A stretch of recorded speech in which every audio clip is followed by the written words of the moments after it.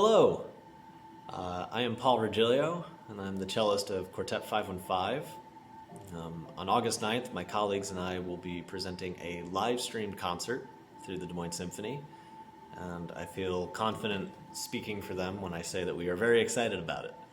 This program features, by and large, composers who have suffered from weak representation, which is not to say that their names are unrecognizable, but rather that much of their music, or more tragically, the story of their lives, is not as well understood as other classical titans, such as Beethoven and the like.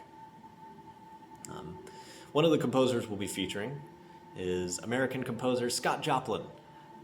Joplin was a high achiever, a composer, performer, and academic. He attended college in Missouri and kind of had a big breakthrough in Chicago. He wrote operas and songs. All around interesting dude. I recommend looking into his personal life, filled with inspiration and tragedy. He's known as the king of ragtime.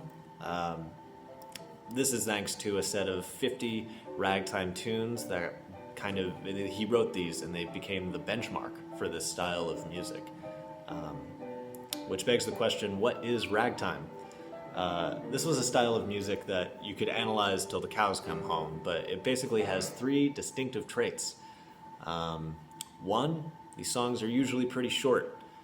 The idea is that you can play a lot of them back to back, and by doing that you can present a lot of emotional variety while maintaining a simplicity of form, which brings me to my next point, emotional variety.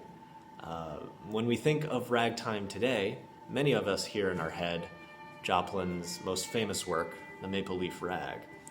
It's an exuberant and upbeat kind of piece, but many rags were not that at all.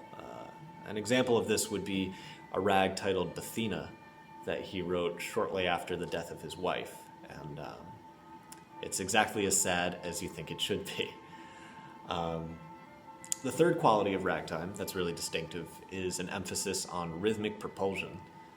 Joplin would exploit syncopated, off-of-the-beat kind of rhythms to give the music a feeling of movement. It's music to be danced to, or at the very least, toe-tapped to.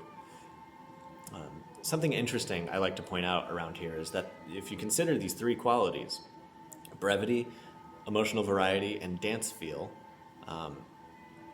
these more or less became the template for all American popular music from then till pretty much now. If you turn on the radio, it's all there. So when we talk about musical titans such as Beethoven or Mahler, in terms of their effect on music moving forward through time, I believe that it's not only correct to include Scott Joplin in those ranks, but fair. The rags you'll hear from Quartet 515 are a couple of his more popular tunes. The Entertainer, which evokes for me an image of black and white silent film. A Mexican-styled serenade titled Solace, and The Easy Winners, which was apparently featured in a 70s film titled The Sting, a movie that I am told exists. So I learned something new.